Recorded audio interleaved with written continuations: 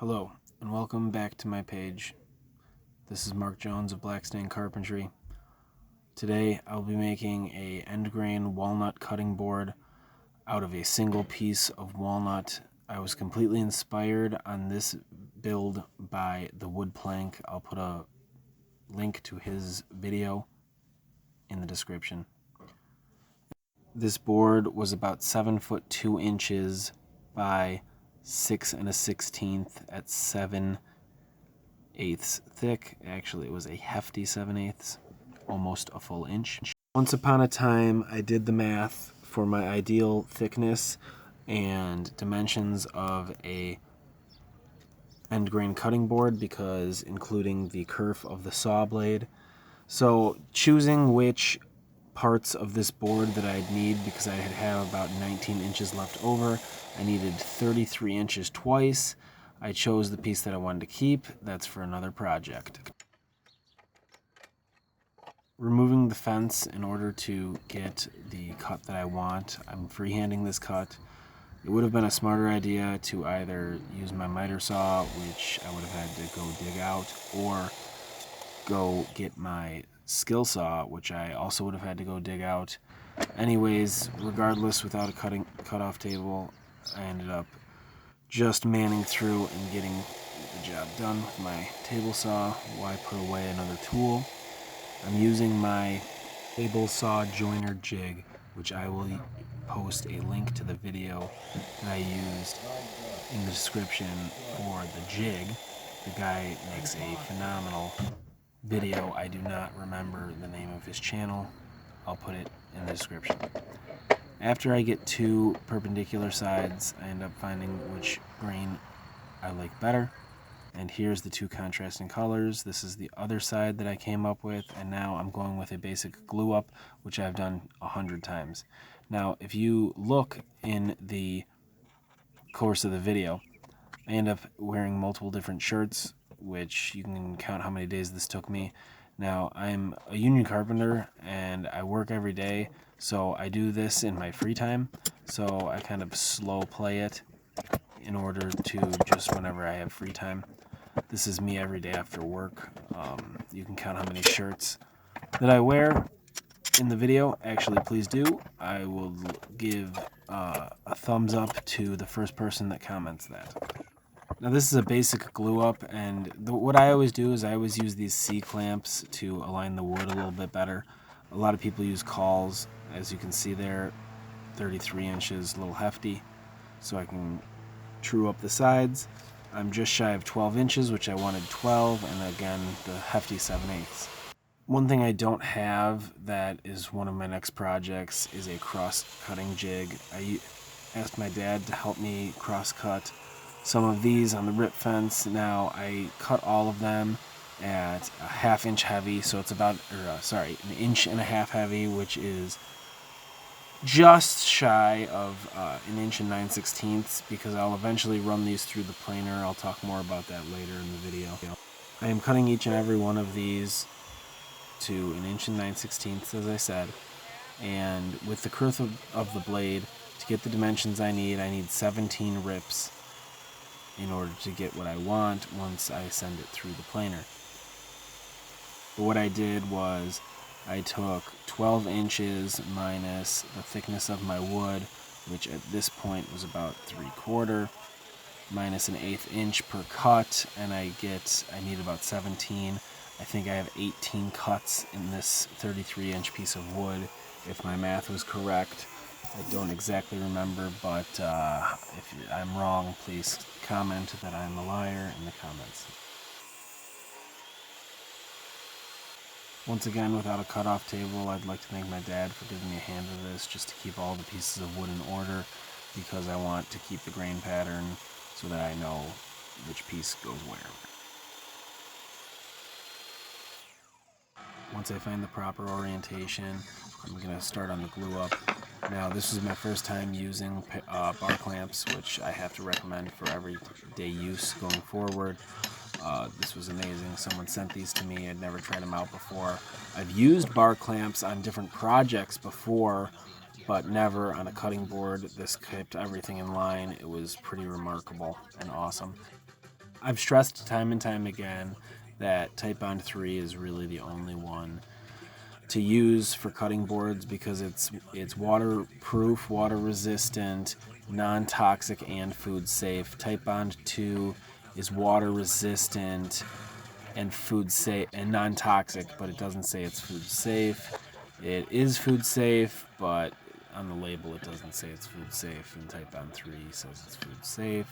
So I just recommend spend the extra 42 cents and get the Type-Bond 3. Now the clamps, I didn't have enough space, so I had to do this in kind of stages. And Type-Bond 3, it has a very long cure time, which is about 22 hours, but its open time is very short at about 28 minutes, just under half an hour. So if you have a bigger glue up like this, where you're doing it in stages, it could take a second, so you kind of got to work quick in order to get the job done. Now I do have this video right here, this little segment on a little bit of speed, sped up. But anyways, as long as you get the job done, move a little quickly, it'll turn out great for you. You may have seen it earlier, but I have this silicone mat underneath my project. I'm doing this on the coffee table in our family room because it was a flat surface that I had available, plus I was watching the program on television. No glue will ever stick to this silicone mat. I'll put a link in the description. I highly recommend for any glue ups. I oftentimes use it for sanding, or if I'm using some type of oil, just because it's a quick, easy cleanup after the fact. Here, I use this F-style clamp. I have a video of me using an F-style clamp to do a end grain glue up, and it didn't turn out that great. I'll put a link to the description. Check it out. Running this through the planer, a lot of people say never run end grain through the planer because you could catch a tooth and it could shoot back out at you. I've made a handful of these and I have never had that issue, but my planer is relatively new and I take almost nothing off every single time. Here's me truing up the edges. This is again where I wish I had a cross-cutting sled. It would make much easier work of this. I'll make a cross-cutting sled in a future video. I want to put every YouTuber's cross-cutting sled together to be my own. There's multiple designs that I really like out there. So look for that in the near future.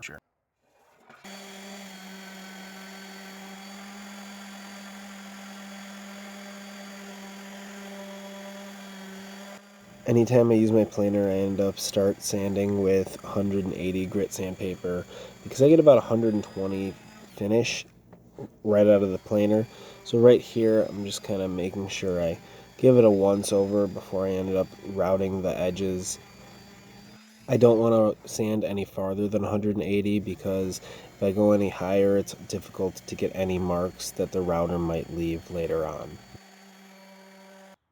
Here I am with the router. I'm giving it a round over on all 6 sides of this planer. Here's what I do on the edges first. I end up going clockwise, and then I'll eventually flip it over and go clockwise again. I hit each corner both ways. On the edges, I believe I went with my 3/8 round over bit because I didn't like the 1/4 inch. I wanted to leave it as thick as possible with as much surface area as possible.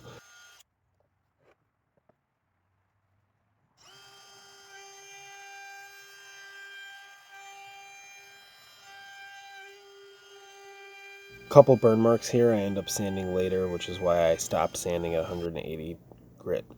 Now this is a jig that I made up. It is a 100% Mark Jones only jig. I have not seen this anywhere else. It's for a juice groove.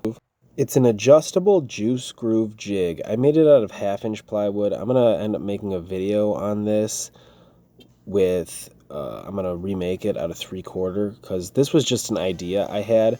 I wanted it to be adjustable and I didn't want to have to put screws into my table. Now yeah, I have clamps that I'm gonna have to put down, but that's just so the whole thing doesn't move. I'm using a bowl bit to get my juice groove in here, and I believe I do 3 passes with this because I want to make sure that on my first pass I don't go too deep and then lose control of the router, and then it's just the whole thing has to be redone in case, I need to plane some of it off, that because I lose control of the router. But it also gives you a little bit of a channel to follow, if that kind of makes sense. I'm obviously trying everything I can to make sure that I am staying along the edge of the jig, but I have in the past fallen off the edge of the jig, but that's because I'm grabbing too much material and the router wants to walk on you. Now I go back to 120, but that is just for the juice groove. It's a little rough in there, and I wanted to make sure that using all elbow grease, I didn't overuse the grease in the elbow, and needed Tommy John.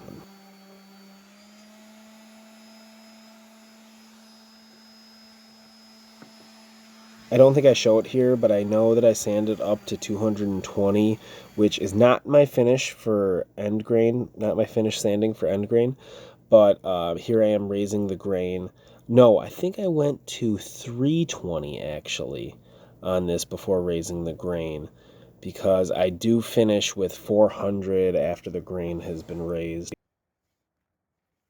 Once the board is dried from the water that's on it, I like putting my brand on now so that I don't have to sand down the grain, then warm up my brand, and then sand the yellowing off my brand. See how it's a little yellow there?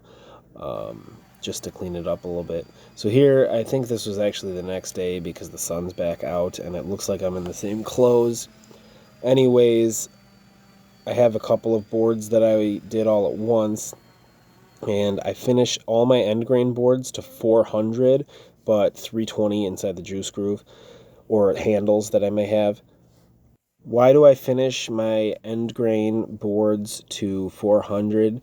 Just because end grain's a little rougher than like face grain or edge grain, so it'll absorb oil still no matter what. A face grain or an edge grain, it'll absorb oil obviously too, but it'll absorb far less oil if you sand higher with edge grain or face grain. But here I am applying the oil, and see the bubbles are exposing air, it just sucking up this mineral oil finish that I'm using, which is food safe.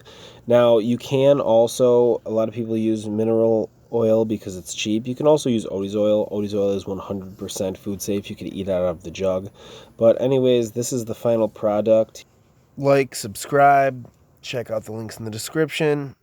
This is Mark Jones, Blackstain Carpentry. Thanks for watching.